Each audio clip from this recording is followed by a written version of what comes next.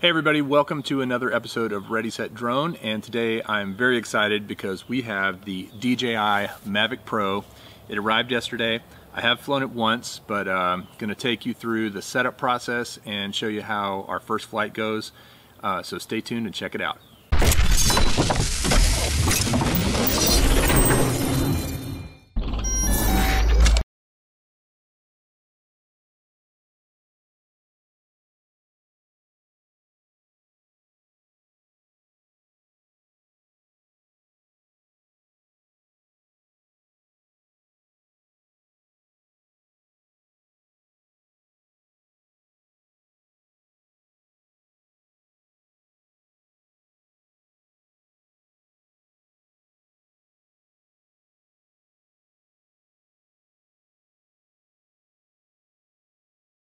The DJI Mavic Pro, it is tiny. I mean, this thing is just really small compared to other drones.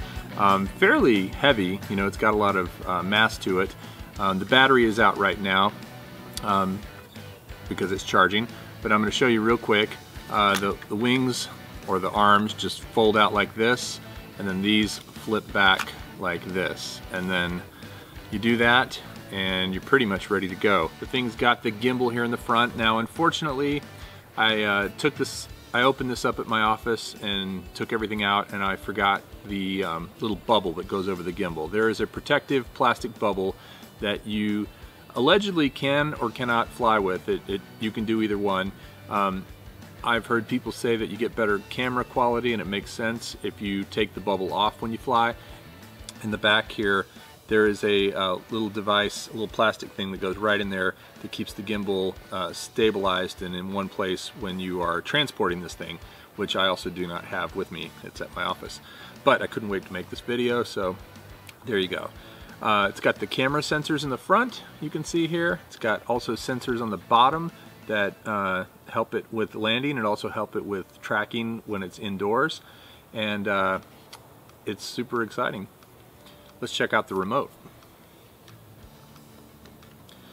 So the remote control looks a lot like a video game remote. It's got these little antennas that fold down very nicely. It's very compact, a lot smaller than a Phantom remote. It's got a nice little LCD screen here, and then of course the place in the bottom where your phone goes. It will work with both an iPhone or an Android phone. So you can see it's got an iPhone connector in it right now, but you can switch it out for an Android connector, which I think is a standard USB connector.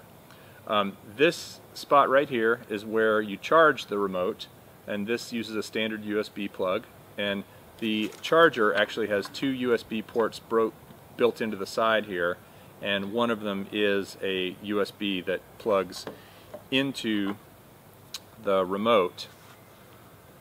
There is only one way it'll go, so look at it carefully and figure out which way that is. I believe it's this way here, and then it should slip in pretty easily. Don't force it the wrong way. And then this is how you charge it. And then this is the multi-pin charger that charges the battery. This slides onto the battery and charges it very nicely. First thing you'll want to do is go ahead and charge up both your remote and your Mavic. I'm going to go ahead and show you how you take the battery off the Mavic. So what you have to do is unfold the arms, these two right here, and then there's two buttons on the side. You press them in and then you just lift the battery off. This is the contacts for your battery, and this is also the contacts where you plug into your remote or into your charger to charge it up. So I'm going to pop it back on there. Now the battery does have a indicator that tells you how much charge it's got. This one's got 3/4 and a little extra because we have been flying it a little bit since we charged it, but it's got plenty of juice. To put on the props, you bring these arms out, and you want to make sure you have two different types of props. You have one that does not have a white ring around it, and your motor does not have a white ring around it. And you have one that does have a white ring around it, and your motor does have a white ring around it. So what you do to put your props on is set the Mavic down. You can see there's three little hooks here. You want to make sure you slide those hooks into the gaps in between the motor and then twist it. and you'll feel it pop on. Now this prop is on. Now the nice thing is these props are foldable, so that's great when you're transporting.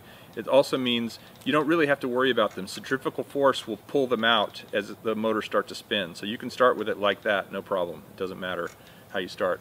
I would make sure that they're not crossed too much to where they get stuck, but I think as long as they're not, you know, crazy crossed, they should be fine.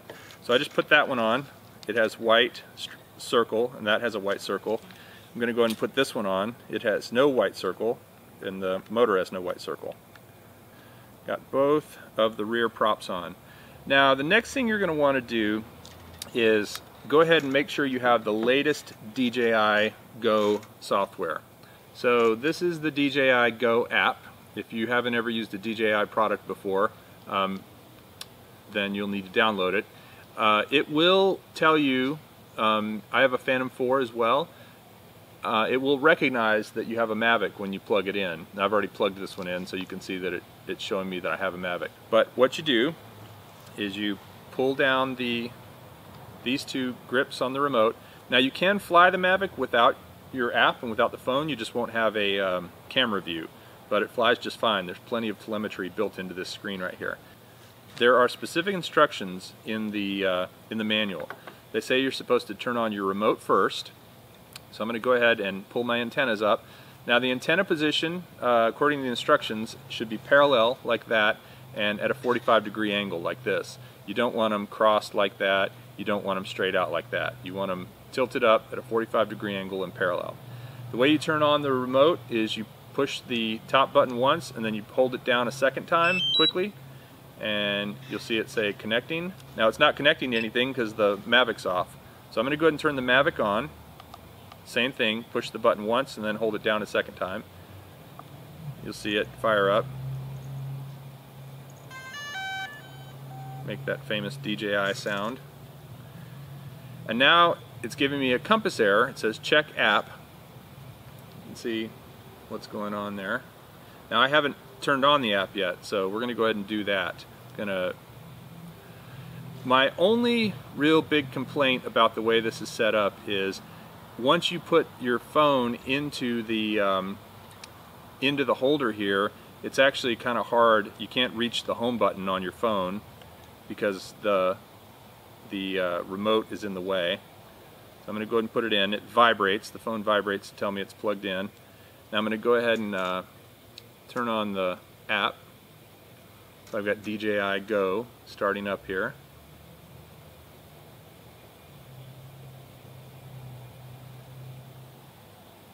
Now I'm going to go ahead and hit the camera and see if I see anything. And you can see up here, I don't know if you can see that, it says disconnected. It means it's not connected to the, it's not talking to the Mavic. So in that case, I had this happen yesterday. In that case, what I do is unplug it. And one other thing, I'm at home. I'm going to go ahead and turn my Wi-Fi on because I think I'm going to have to do a firmware update on the Mavic. So I'm going to go ahead and kill the DJI Go app.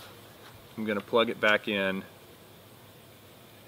One trick to plugging this thing in so you don't damage anything is just kind of put it in there and then push on the back like I'm doing here. That will make sure that the little iPhone lightning connector thing connects. I'm going to go ahead and launch DJI Go, and you can see, oh, now it's telling me a firmware upgrade is required. Requires firmware upgrade, download from DJI Go homepage. So I'm going to go back to here and push this download firmware and say start update. So now it's updating the firmware. I would recommend you have full battery on both your phone, your remote, and your Mavic when you do this, because I don't know what would happen if you were updating and midway through it suddenly stopped. But we are on Wi-Fi, so hopefully it doesn't take too long. We're at 1% so far. A couple of other things, I'll let this sit here for a moment. You can see it's got red LEDs in the front, pretty bright ones. It doesn't have any LEDs on the back arms, but it does have this blinking LED in the back. And if you've ever spoken DJI language, you know that different blinking means different things, different colors, whether it's an attitude mode, GPS mode, etc. So keep that in mind. Right over here is the door where the micro SD card goes, and you have to have fingernails or a screwdriver to get it open. There we go. I just pulled it open. It's attached, which is cool, so you're not going to lose it, but it's just standard micro SD card slot. It holds it comes with a 16 gig DJI micro SD card, which is a great starter micro SD card. And then in the front you can see the camera and the gimbal. And like I said, there is a dome that you can put over the gimbal. And you can see I'm kind of moving it around to see how it reacts. Okay, so the update is complete, as you can see here. I wanted to show you a couple of other things about the quad real quick. Number one, these two things right here in the front, these are obstacle avoidance cameras. I did fly it a little bit yesterday, and as it came back towards me, it slammed on the brakes before it got within 8 feet of me.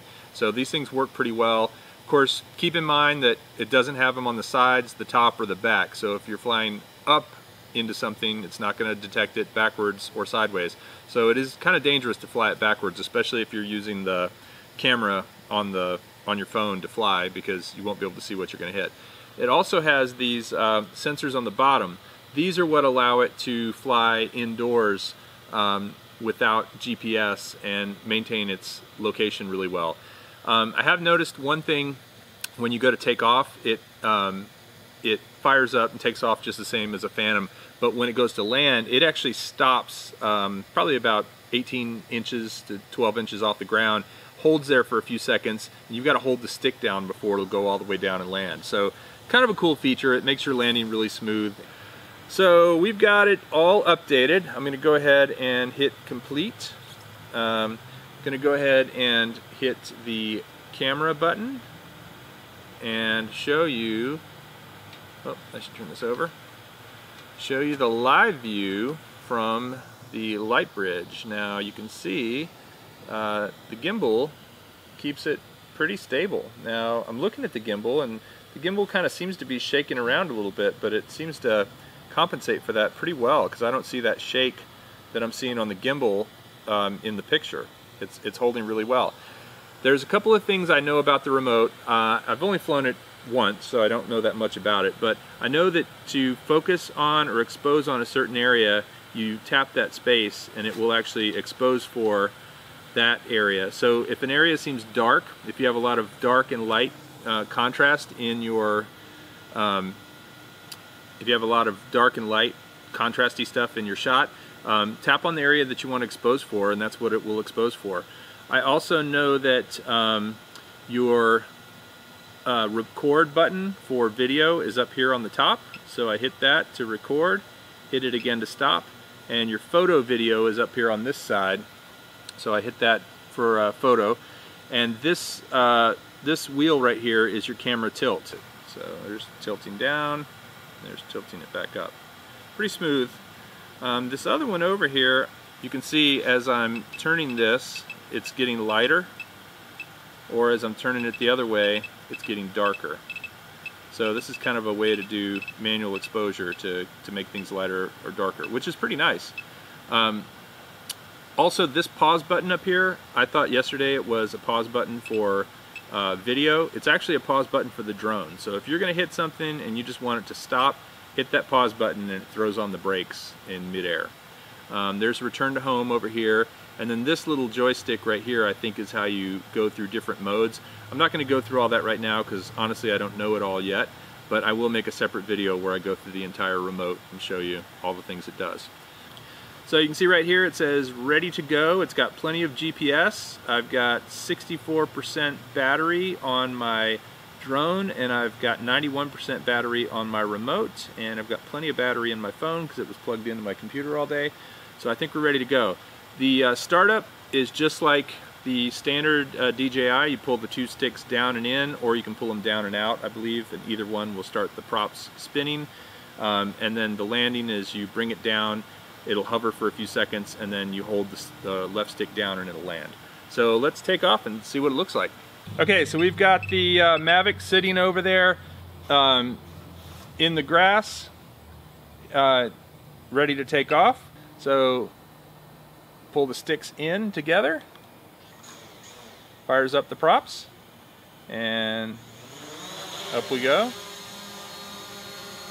Now I'm gonna just hover here for a second, and I'm gonna tilt the camera down a little bit so that you can see us. Just look at how clear that picture is and how steady that is. I mean, it's almost like the camera is sitting on a tripod. Tate is walking around it. It's setting off, when he walks in front of it, you'll notice it sets off a little warning that says, Tate, walk in front of it again, please. You see a little warning come up and the thing vibrates to tell you that you're too close to it. So it just used its obstacle avoidance to avoid that net over there. And right now it's telling me there's something 5 feet in front of it, go a different direction. So I'm gonna back it up a little bit and aim it a different way.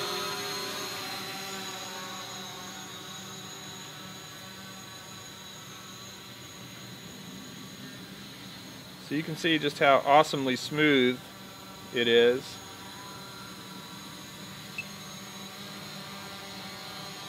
As it flies around.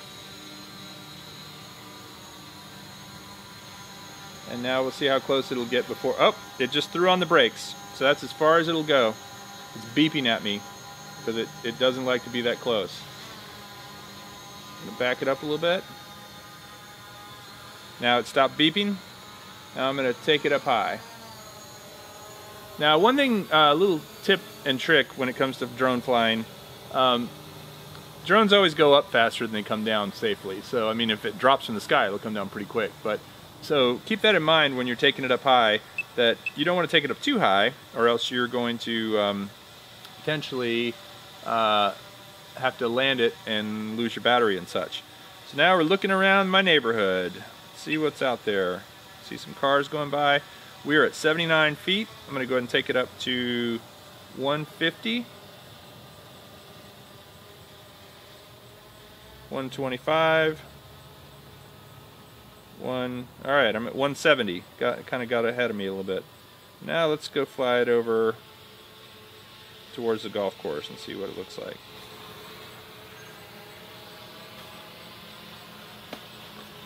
So we are 200 feet away, 170 feet in the air. And we are looking down on the golf course. Barely hear it now. I know, you can barely hear it, but what a beautiful view. Tilt it down and see if we can see some cars going underneath. Some golfers. Oh, we're right over that guy's house. Yeah, I'd get away from his house. Alright. We live in Texas. Lots of people with guns. Yeah, that's probably true. Alright. Spooky. Let's tilt it back up. What if they do the Bubba Watson challenge where they try to hit it out of the sky? Oh, that would not be cool. Be a sad way to end our drone video. So you can see we're 350 feet away now. But I love how you can adjust the exposure on the camera by turning this knob. It's getting darker. Now we're going to open it up. And you can see all the readout on your screen. You can see we're at 100 ISO right now, 640 shutter speed. Our white balance is automatic, and we are shooting in 4K at 30 frames per second.